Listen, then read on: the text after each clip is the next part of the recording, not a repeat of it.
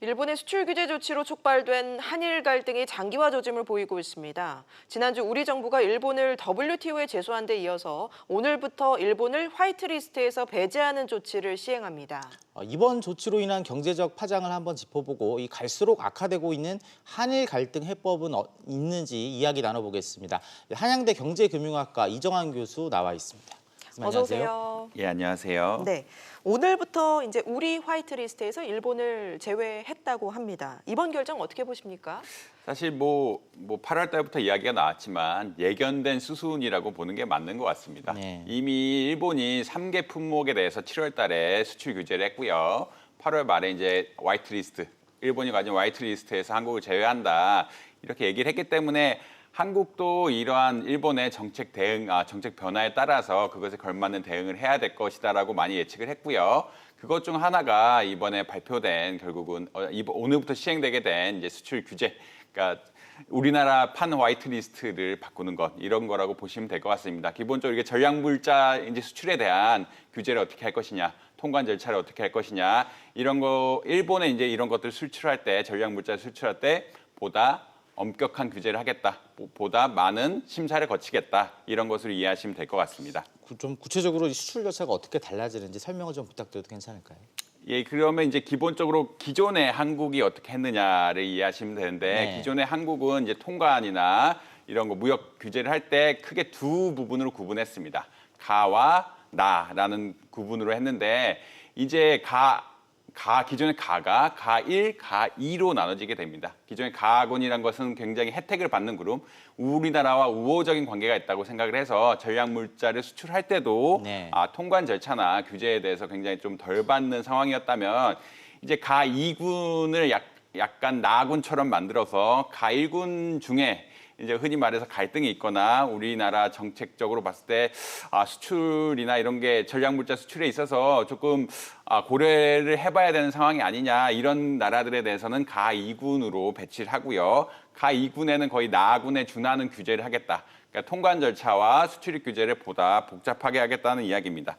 예를 들어서 포괄적으로 수출을 허용해 주는 것들이 있었는데 가군에 대해서는 나군은 그런 게 조금 힘들고요. 근데 이제 이번에 가2군 역시 그런 포괄 수출에 대한 규제가 조금 심해지지 않느냐라는 얘기가 있고 개별 수출에 대해서도 기존에는 서류를 3건 넣었으면 지금은 5건 네. 이런 식으로 서류와 이제 통관 기간 5일에서 15일 이런 식으로 심사 기간, 통관 기간 모든 것들이 훨씬 복잡해진다라고 보시면 될 것 같습니다. 네, 그러니까 우리 기업이 일본에 수출을 할 때 그 기간도 더 길어지고 까다로워진다 이런 얘기인데 이렇게 되면 우리 기업들도 피해를 보지 않겠습니까?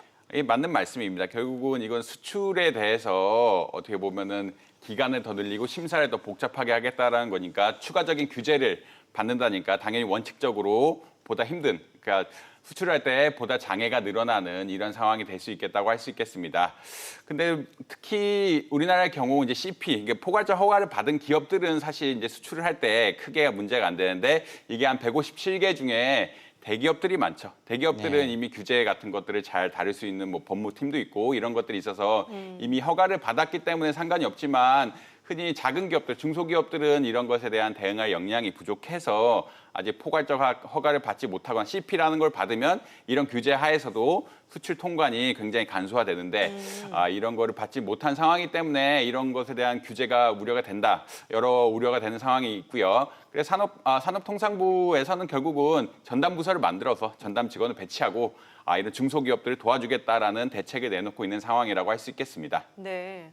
그 일본 정부가 우리의 이번 조치에 반발하고 있는데 이게 보복 조치라고 반발하는 건데 사실 일본이 먼저 우리나라를 화이트리스트 배제했지 않습니까? 지금 이제 그렇게 조치를 낸 지가 20일 정도 지났는데 파장이 지금 좀 어떻다고 보시는지? 사실 이제 그때부터 한 20일 정도 지나서 이제 단기적으로 파장을 보기는 쉽지는 않습니다. 네. 단기적으로 파장을 보기는 쉽지 않다는 말씀 드리는 것은 기본적으로 기업들이란 것은 재고를 어느 정도 가지고 있는 상황이기 때문에 재고가 소진이 되고 그 다음에 이제 실제로 수출이나 수입에 어떻게 보면은 차질이 있느냐 없느냐를 봐야 된다고 하는데 그런 상황에서 그런 점을 염두에 두고라도 아직 실제적인 파장은 작다라고 말씀드릴 수 있겠습니다.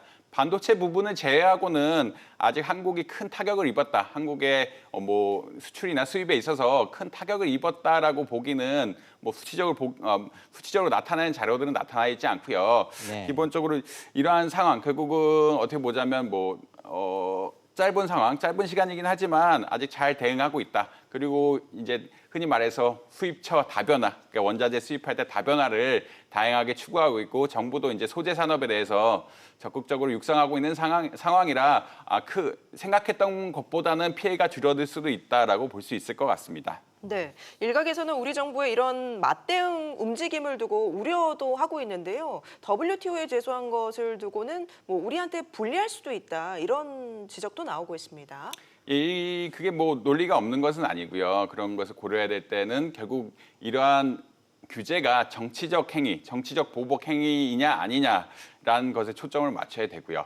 결국은 WTO는 무역 기구니까요. 무역에 있어서 정치적 갈등이 개입되는 것을 굉장히 어떻게 보면은 배제해야 된다. 자유무역 기구이기 때문에 정치적인 문제로 인해서 무역에 대한 갈등, 무역에 대한 규제가 있으면 안 된다라고 기본적으로 주장하는 입장이고, 일각에서는 이러한 것들이 지금 한국이 규제를 강화시키는 것이 일본에 대한 정치적 보복이 아니냐 이런 것으로 해석이 될 수 있어서 상호 정치 보복을 했으면 서로 간에 이제 논리가 안 맞으니까 어떻게 보면은 우리나라는 일본이 정치적 보복을 했다고 그러고 네. 일본은 우리나라가 정치적 보복을 했다고 이렇게 논리가 충돌될 수 있는 상황이라 그렇게 되면은 서로 WTO에서 서로 어떻게 보면은 손을 들어줄 수가 없는 상황이기 때문에 그러한 상황 때문에 조금 WTO 재판에 가는데 우려가 있는 것이 아니냐라고 하는 의견들도 있습니다. 근데 그렇지만 이제 한국의 입장에서는 일본이 먼저 시작했고 일본이 일본이 우리나라에 적대적인 스탠스를 취했기 때문에 그 적대적인 스탠스를 취한 것을 바탕으로 일종의 우리나라 수출을 할 때 규제를 해야 되는 국가로 인식했다. 그게 정치적 보복이 아니다라는 논리로 나가는 것 같습니다. 네.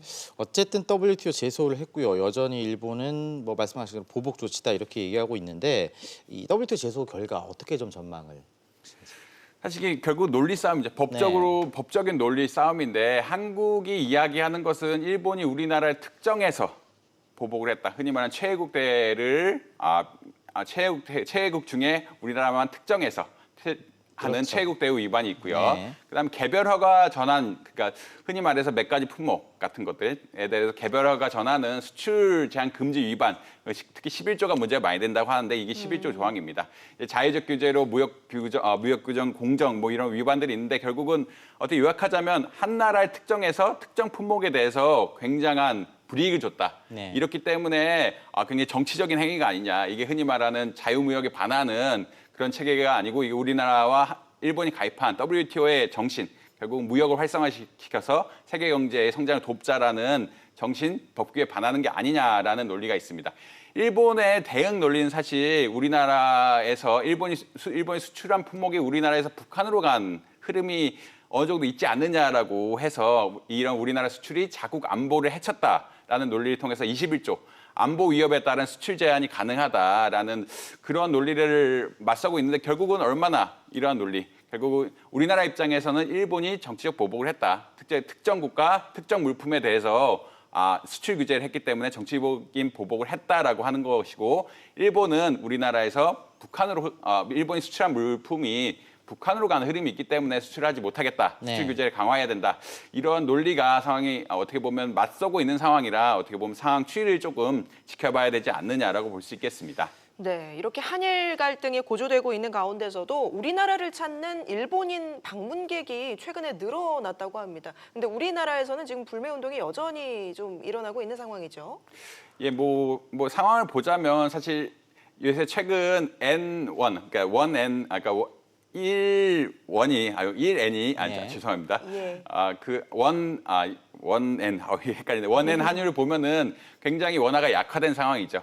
다시 말씀드려서 예전에는 950원에 100엔을 샀다면 지금은 1150원까지 네. 어제 최근에 보면은 그렇게까지 올라가는데 이 말은 원화가 굉장히 약화됐다는 얘기입니다. 다시 말해서 일본 사람들이 같은 돈을 가지고 한국을 방문했을 때는 돈을 훨씬 많이 쓸 수 있다. 네. 그래서 사실 일본 안에서는 어제 혐한 운동 뭐 이런 것들이 굉장히 민간 섹터에서는 심하게 벌어지고 있는 상황은 아닌 것이라 이러한 관광객들 자체는 환율에 크게 민감할 수밖에 없고요. 이런 환율이 좋아지니까 흔히 말해서 일본 관광객들이 한국을 방문하게 좋아지니까 많이 방문을 하고 있다라고 보시는 게 맞는 것 같습니다. 네. 반면에 한국 측에서는 특히 맥주, 자동차 부분, 이런 소비재 부분에 대해서는 대체재가 많고요. 이런 분야에서는 적극적으로 흔히 말해서 반일, 흔히 말하는 일본 수출품 불매 운동을 벌이고 있고요. 사실 맥주 같은 분야는 1위에서 10위권 이하. 특히 닛산 자동차 같은 경우에는 이제 떠나겠다. 우리나라를 이제 더 이상 그러니까 흔히 말 우리나라에서 수출을 적극적으로 하지 않고 떠나겠다라는 의견까지 보내고 있어서 어느 정도 타격을 입고 있다라고 보는 게 맞습니다. 네. 맞을 것 같습니다. 알겠습니다. 이런 가운데 또 이 두 나라가 또 부딪힌 사안이 있었습니다. 바로 후쿠시마 원전 오염수 관련 문제인데 우리가 좀 이게 전 세계적으로 큰 영향을 끼치는 사안 아니냐. 그러니까 일본이 뭐 과학적인 근거가 없다 이러면서 좀 맞서고 있는데 이거는 좀 어떻게 보시는지. 사실 오염수란 것이 어떤 것이냐면 기본적으로 그때 후쿠시마 원전이 폭파되고 그 이후에 청소 작업을 할 때 네. 어떻게 보면은 오염물질 제거 작업을 할 때 이제 오염됐던 물을 가둬놓는 것인데 이게 점점 양이 불어나고 있다. 그 2020년, 2023년까지 가면은 이걸 다 수용할 수 있느냐? 일본 측 입장에서는 이게 어느 정도 정화가 됐고 바다로 배출해도 지금 바다로 하진 않았는데 바다를 배출할 것이다라는 것에 대해서 어떻게 보면 토론이 이루어지고 있는 상황이고요. 네. 한국은 이런 것에 대해서 오염수가 얼마나 오염됐는지 이런 것에 대해서 정확한 판단이 안 돼 있고 혹시나 방출하게 되면은 이러한 파급 효과가 어떻게 되는지 알 수 없다. 이런 상황이기 때문에 IAEA에 특히 가서 이제 다국적으로 이러한 평가 어떻게 보면 오염수가 혹시 바다에 배출되거나 하면은 어떻게 되느냐, 혹은 오염수 자체의 현재 상황이 방사능의 그 오염된 상황이 얼마인지를 측정해 봐야 된다. 이런 것들에 대해서 IAEA에 어떻게 보면은 흔히 말해서 조사를 조사를 요구한 상황이라고 할 수 있겠습니다. 이런 원자력 같은 문제는 개별 국가가 개별 국가에 대해서 직접 요청할 수는 없고요. 네. IAEA라는 기관, 국제적인 기관을 통해서 요청해야 되는 상황이기 때문에 이러한 것을 우리나라에서 어떻게 보면은 일본에서 오염수 방출에 대한 논의가 나오자 IAEA에 협조를 요구했다라고 보시면 맞을 것 같습니다. 네, 최근에 일본 정부의 새로운 내각이 출범을 했는데 이 새로 임명된 강요들이 우리나라에 대해서 상당히 강경한 발언들을 쏟아내고 있습니다. 이런 걸 보면 우리 한일 관계가 앞으로 더 악화되는 거 아닌가 이런 우려도 드는데요. 사실 이제 이게 저는 경제학자지만 예. 정치적 스탠스로 이해하자면 일본은 어떻게 보면 더 우경화를 한다고 볼 수 있겠습니다.